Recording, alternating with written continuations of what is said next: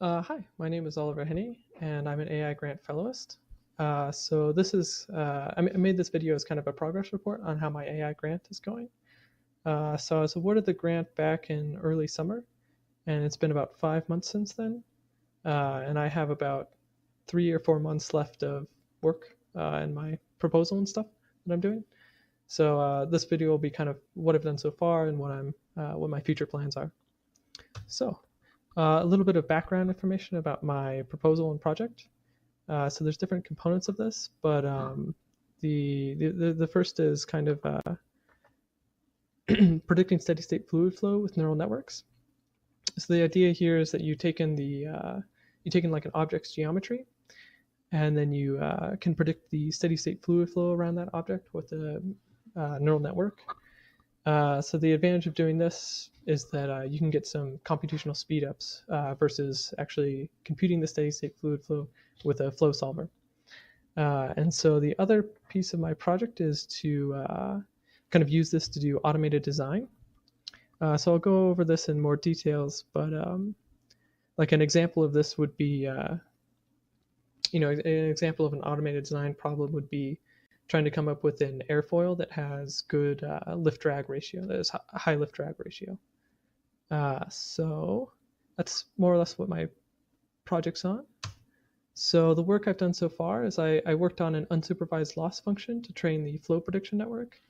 I worked on some multi-resolution method stuff for the flow prediction network, and then I'll go over the automated designs. I did all the automated design stuff. So the unsupervised loss function idea is this basically. So you have the fluid flow network take in the boundary conditions of the object, and then it tries to predict the steady state fluid flow around the object. And so the unsupervised loss function idea is that if you use this predicted steady state fluid flow to initialize a flow solver and then iterate that flow solver a little bit, it'll get closer to the true steady state fluid flow. And then you can kind of use this as a mean squared error loss between the two, and try to minimize that loss. So if it predicts the steady state fluid flow entirely accurately, then it will have completely minimized this loss, basically. So the advantage of the hope in doing this would be that you could suddenly train these fluid flow networks without actually needing a data set at all. So if you just have a data set of object geometries, then you can run the neural network. It'll give some kind of prediction of the steady state fluid flow. Then you run it through the flow solver a few iterations, and then you minimize that difference. And so you could train the neural network virtually with no training data set of object geometry and steady state fluid flow, which is what was done before. So unfortunately, this idea didn't work out very well. As you can see from the image, the steady state fluid flow predicted by the network is a lot more diffuse and kind of less strong. And so this was kind of a universal problem in doing this, actually. So there's different reasons I think this occurred, but more or less the reason I think is because this loss function it's not like a typical loss function because it's extremely non-convex in itself. So it's actually kind of more like maybe what would be seen in a GAN or something like that. And so I think what ends up happening is the neural network predicts kind of a diffuse steady state fluid flow that doesn't change that much in the flow solver. And then that it kind of just gets to that local minimum and then stays there basically. So unfortunately, this idea didn't work out. It was pretty neat to try out, and I was kind of hopeful for it. But one cool thing is one cool thing that came out of this is in order to get this to actually work, I had to implement a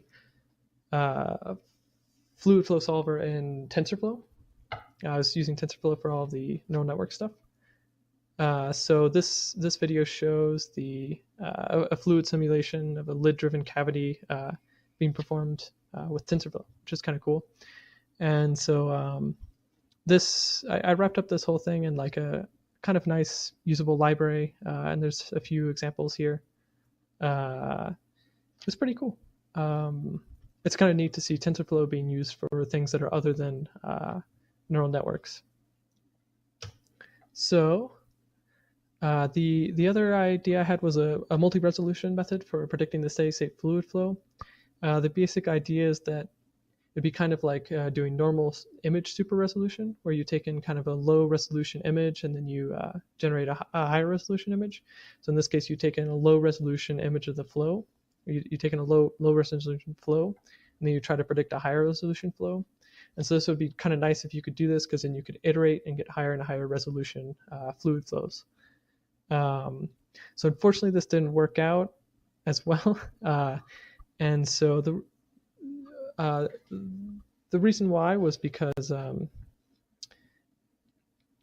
there's a few different reasons, but the main problem is that unlike image super resolution, you actually need global information about the boundary to make any prediction about any piece of the flow. So to kind of illustrate this, we have this image where there's this tiny gap right here, and it causes this flow to spill in and go out. So if that gap wasn't there, or if anything changed in this, then it would completely change how the flow works. So just to illustrate that, really to make any prediction of any pixel of flow, you need to have the global information about the geometry. And basically, this is a problem because that means that this flow prediction network has to, be deep or use dilated convolutions or something like that, and it starts to outweigh any advantage of really doing this kind of stuff. So it was a nice idea, and I worked on it for a little bit, but I eventually just gave it up. So this brings me to the main part of my project, which is doing design optimization. So all of this work was wrapped up in a paper, and the archive link is here, and I'll put a link in the description. So if you phrase your optimization problem as maximizing some fitness function, so here f is your fitness function, x is a space of designs, and you're trying to find a design that maximizes this fitness function. So that will be your design optimization problem. So you can use neural networks to accelerate this in the following way. You have a neural network, you train a neural network FNet to approximate this fitness function. And so this allows you to evaluate the fitness function faster, as it is the case with fluid flow. It can be a lot faster to evaluate the neural network than the actual fitness function. So the other advantage is that FNet is actually differentiable.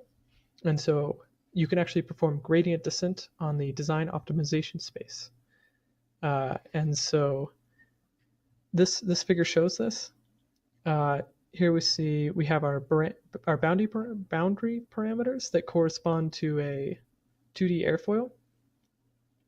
And we're trying to find a 2D airfoil that maximizes the lift-drag ratio.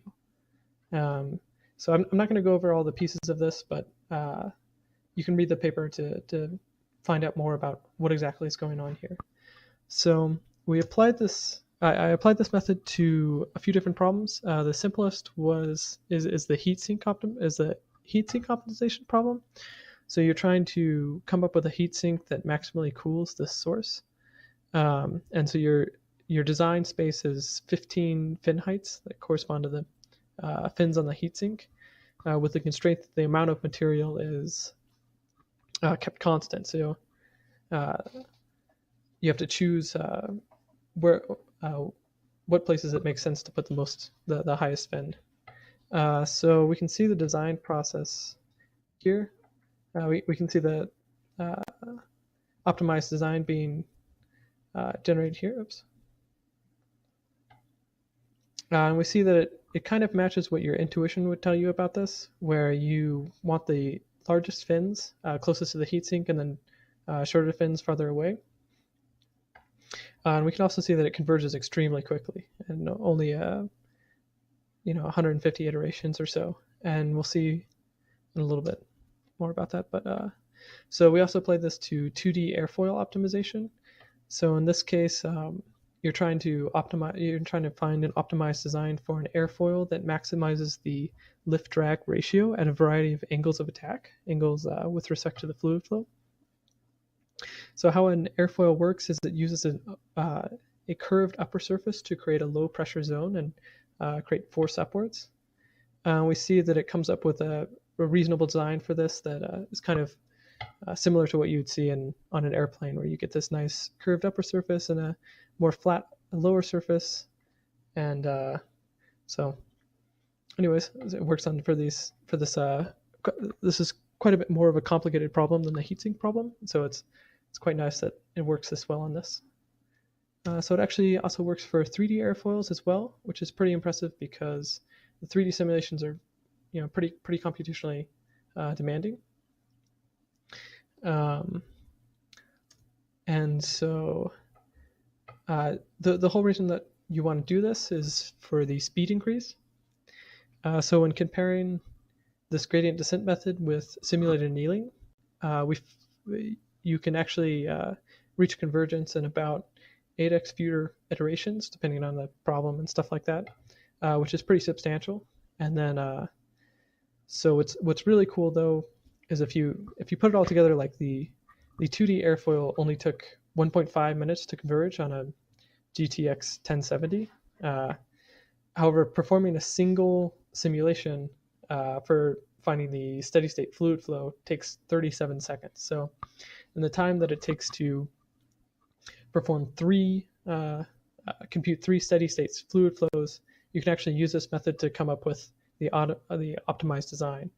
And so if you kind of roughly guess at how many times you'd have to evaluate the flow solver using something like simulated annealing versus the amount of times you have to evaluate this using the gradient descent in the neural network, you actually get a pretty impressive 5,000x speed increase. There's some caveats with that number. The flow there's efficiencies you can get in the flow solver and stuff like that, but it's a reassuring number that this is you can get some pretty substantial speed increases doing this stuff. So finally, for future work, I'm creating an automated design library that does everything in the paper, and then I'm also working on a time-dependent Lattice Boltzmann simulation library using neural networks. And I'll talk about that in a second. So the automated design library. So I'd like to wrap up all this stuff in this paper into a nice, slick Python library that allows you to do automated design for some of these kinds of problems. So I'm going to put little examples in the library showing how you can do all the designs in the paper, as well as there's a few other problems that I'd like to tackle with this. In particular, there's this electromagnetic problem that I'll talk about in a second. And I'd also like to tackle structural optimization problems. But anyways, the electromagnetic problem is basically you have this little chip, and it has input into the chip two electromagnetic waves of different frequencies, and then it splits the electromagnetic waves into two outputs. And so this is used for optical computing and stuff like that. You design this chip, and then it can, split up the light and stuff like that. So this original problem was tackled. So doing design optimization on this. So this original problem was tackled using automated design from this Stanford team, and that's where this image comes from. So they used a variety of different techniques to come up with this geometry. But not going into detail about that. Their design process took 36 hours on 3 NVIDIA GTX Titan GPUs, and so I think this is kind of an exciting problem to tackle because, if you look at the scaling that I was able to show in the paper and stuff like that, it seems like you could do this in around 20 minutes on a single GTX 1070 GPU. I think you could probably get even quite a bit faster than that actually. So if I'm able to do that, that would be really cool because it'd be like a 300x-ish speed increase over the other methods. So in addition, so I'm also working on this LatNet library. So At the beginning of the summer, I wrote this paper on how to compress the computation time and memory usage of Lattice Boltzmann fluid simulations using deep neural networks. So not to go into too much of the detail, but the overall method is you kind of compress the state of the simulation, and then you learn the dynamics of the simulation on this compressed state. So I've been working on this library basically the whole time of the grant, but I've been extending this original work with a few different things. I've got some new methods for generating trained data that are a lot better, and some new network architectures and stuff like that. But so I'm working on this library, and I'm trying to get to the state where it's usable in the same way that a normal fluid flow simulation library would be usable, but it'll be neural network based. So I think this will be pretty cool. And so in particular, my goal for this library is to be able to do massive simulations. So the thing that's cool about compressing these simulations is that you can actually by compressing the memory usage of the simulation, you can actually run a lot larger simulations. And so my goal is to be able to run a simulation of size 1,000 by 1,000 by 2,000 grid cells for 100,000 steps. And so this is actually like a pretty crazy large simulation for a normal. If you had a normal Lattice Boltzmann solver, you'd actually need at least 240 gigabytes of working GPU memory to actually run this simulation, because each grid cell has such and such number of floating point values associated with it, and just to store the simulation state, it takes that amount of memory. But because I'm able to do this compression and a few other things, I can actually compress this down to the point where I can run this on a single. In theory, if you look at the scaling that I was able to show in the paper, and based off of how I'm building the library now, I should be able to compress this entire simulation down so that it can be run on a GTX 1070 GPU, and the simulation for 100,000 steps should take approximately 6 hours.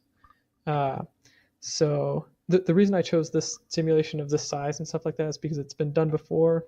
Here's the paper on it by a group in Tokyo. It was done quite a few years ago with worse computers, but it took them 100 GPUs in 6 hours to run the simulation. I think they were using K20s, but I'm not totally sure. So it'll be kind of impressive if I can get this to work in the same amount of time on a single 1070 GPU. So thanks for watching, and I'll make another video in maybe 3 months or so, kind of going over what I've done so far, and then kind of conclusion of my AI grant.